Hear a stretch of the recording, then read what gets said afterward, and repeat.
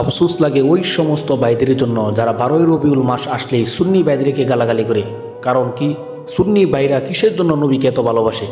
এরা জানে না যে আদম আলাইহিসসালাম থেকে নিয়ে ঈসা আলাইহিসসালাম পর্যন্ত আল্লাযী আতাহু খুলিকা আদম মারিফাতা শীষ সুজাআতা নূহ খুল্লাতা ইব্রাহিম লিসানা ইসমাঈল হৃদয়ে ইসহাক ফাসাহাতা সলেহ হুকমাতা লুত বুশরা ইয়াকুব জামালা ইউসুফ সবর আইয়ুব তোয়াতা ইউনুস জিহাদা ইহসা সৌতা দাউদ হুব্বা দানিয়াল ওয়াকালা ইলিয়াস জুহদা ঈসা কুওয়াতা মুসা হাইবাতা সুলাইমান ওয়াইলমাল কিবির।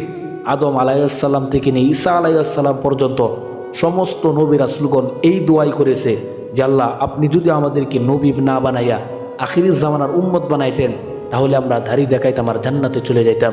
কারণ এই নবীর উম্মতেরা যদি ফিতনার জামানায় যদি একটা সুন্নতের উপর আমল করে 100 শহীদের সব তার আমল নামার মধ্যে দেওয়া হয়। আল্লাহ রাসূল সাল্লাল্লাহু আলাইহি ওয়াসাল্লাম বলেন, মান তামাসসাকা বি সুন্নাতি